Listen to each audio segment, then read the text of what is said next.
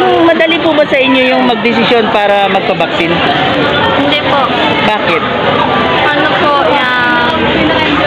madami akong iniisip kung itutuloy ko po ba o hindi.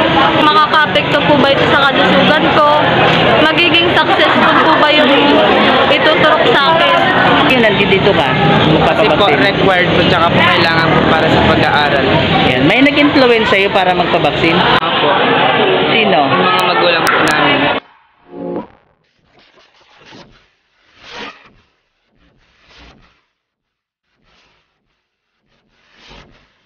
Kalingap, nakapila po kami ngayon dito. First dose po ng vaccine. Ayan, samahan niyo po kami. Medyo mahaba po yung pila namin.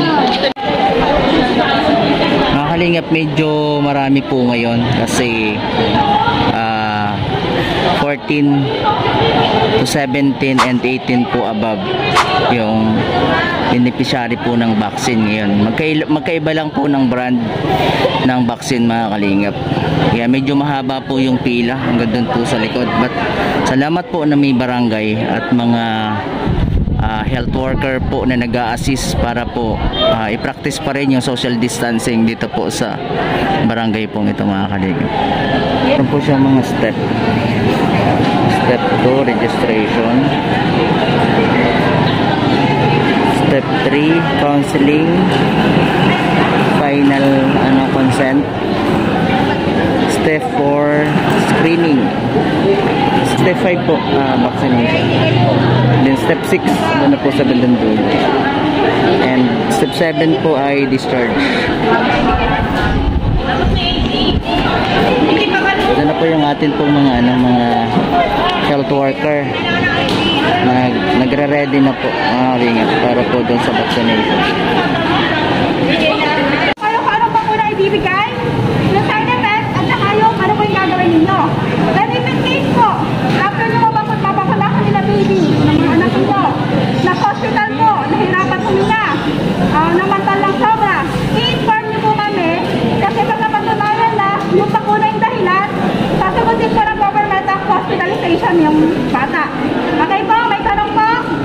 Okay na po? Dapat po kasama ang magulang, ha?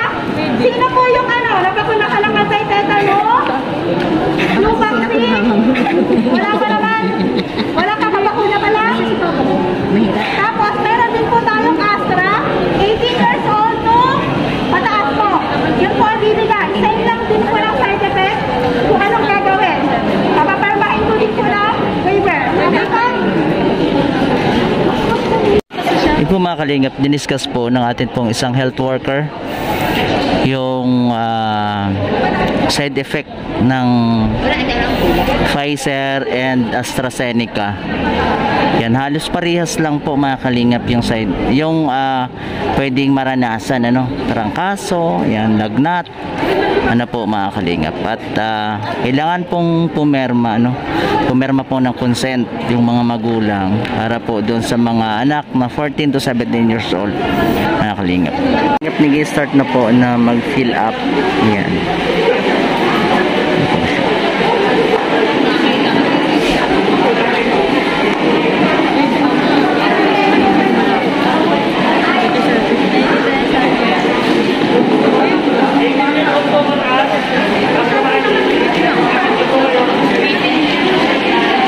Yan po, 18 years old pala po pataas dito. Mga kalingap, medyo mahaba po yung proseso, medyo matagal po siya. Kaya hindi po ganun kadali, na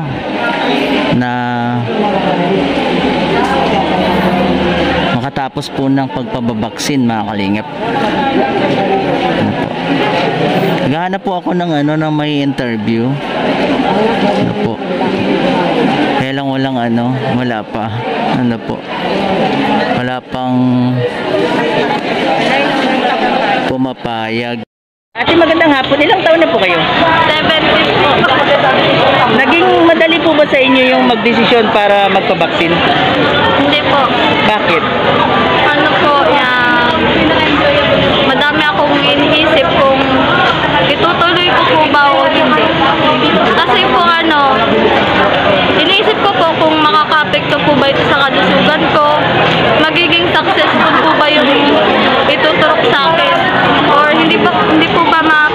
kalusugan ko. Ngayon, ba't ka nagkapag-desisyon na magpabaksin? Siguro po yung para na rin po maging ligtas ako kahit saan ako pumunta kasi alam kong meron akong bakuna. Sigarito po kayo sa laro? Opo. Sa pagkakaalam niyo, pang ilang schedule na po ng vaccination dito? Hindi ko po alam. Wala. Napansin mo ba nung nakaraan kung alin ang mas marami ngayon o nung nakaraan? Wala po ako dito. Ay, wala kayo dito. Hindi ko po alam. First dose niyo pa lang din po, Opo. ano? Okay, natin salamat ha. Mapapanood ka sa YouTube ha. I-upload po ito. Mga kalingap, hindi po ito hindi po madaling desisyon itong pagpapabakuna, mga kalingap, kasi marami po tayong nababasa, napapanood na mga negatibo na pahayag regarding po sa vaccination, ano po mga kalingap. But tayo po ay nagtitiwala sa authority, nagtitiwala po tayo na ito pong vaccination pong ito ay bahagi para po tayo ay maprotektahan, bahagi po para na atin din pong pagsunod sa authority na meron po tayo, mga kalingap. Na po. Hello po, magandang hapon. Pwede po kayo ma-interview, saglit lang. Sa ano po ito, sa YouTube? Bakit ikaw? May tanong lang po. Naging madali po ba yung desisyon yung magpabaksin? Mahirap. Bakit po? Mahirap kasi na padalos-dalos. Kailangan pinag-iisipan masyado. Saka yung uri ng gamot na ituturo. Ayun. Kailangan sigurado. Ngayon po ba, sa pagkakataong ito, natatakot kayo o talagang ready? Wala na? Wala nang takot? Wala na. Okay po, salamat. Sigarito po kayo? Siya po. First dose po yan, ano? Nung mga nakaraan pong pagbabaksin na schedule, napagawi po kayo dito? Wala. Wala. Hindi nyo po napansin kung mas marami ngayon or nung nakaraan? Wala, hindi talaga. Okay po, salamat. Oh, distansya rin po. Huwag distansya po. Okay na po to. Huwag kayong magsisipigan. Okay lang mag-ama kayo na yan. Ito po pinapractice po yung social distancing. Ano po mga kalingap?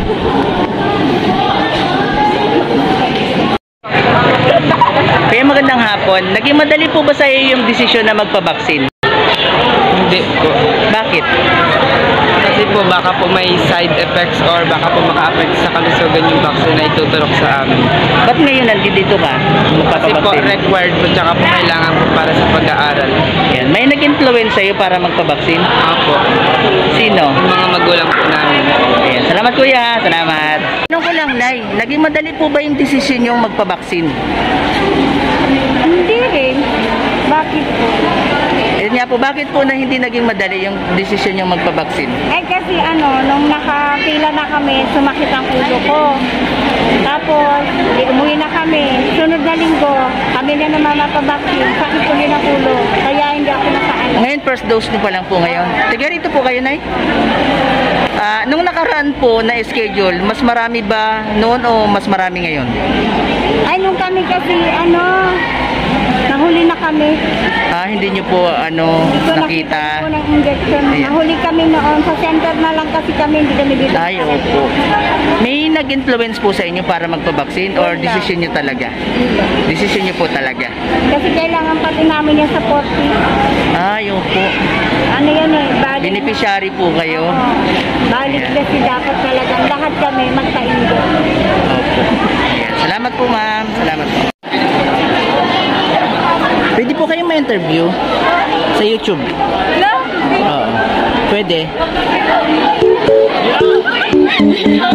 May mga tanong lang na ilang bagay. Napansin ko kasi ang dami ngayon na na nakapila, lalo na yung 14 to 17 years old. Sa'yo bilang magpapabaksin ngayon, ano yung dahilan mo bakit nag-decide kang magpabaksin? Required po sa school. Sa school? Ano yung requirements ng school? Face-to-face po this coming year. Nagbigay na talaga ng nagpasabi na talagang school na kailangan magpabaksin kayo? Opo, kasi nag-conduct po sa school ng vaccination. So, they request students. Pang ilang schedule na dito ngayon kung alam nyo? I don't know. Ay, hindi. Taga saan po kayo? Parang po. Ay, parang. Pero Hindi dito po ako. Ah, nung mga nakaraan, ganito rin ba karami kung napansin mo? I don't know. Ay, hindi mo po alam. Ako dito naligaw. Ay, naligaw. Ay, sige, salamat. Kakalingapin dito po yung aking panganay na anak. Magpapaano rin po siya, magpapabaksin. Oo lang. Sige lang, huwag mong kabin ito. Ano pa man, Joshua? Opo. Dino? Anong gitna mo apelyido? Valero po. Ha? Valero po. Purong ano kayo? Purong ano? Rockdos po. Tarap? Santa Milagrosa po. Fernando Dino. Birthday? March 12, 2004. Cellphone number po? Magkakasama po ngayon dito mga kalingap yung first dose and second dose po. Na po. Ayan. Ayan. Priority daw po yung mga 14 to 17 years old mga kalingap.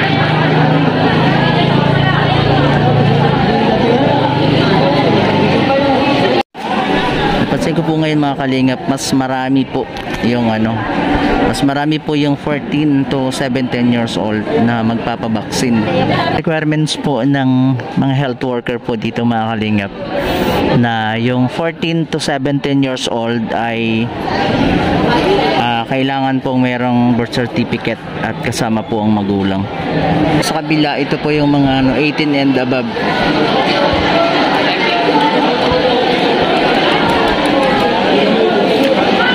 Yung process hanggang step ano po ito, hanggang step 7 ang kailangan hanggang sa dulo.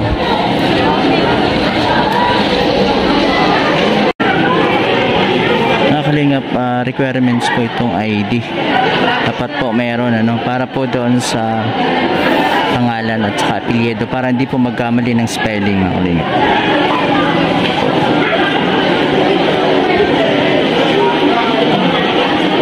Hindi lumalapit na po doon sa doon sa mga table. Po, pang na lang po ako. Ang 5.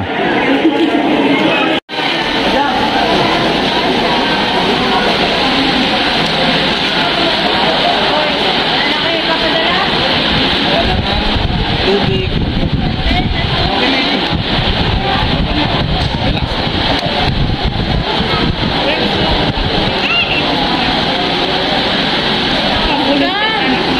Sama lang po sa vlog.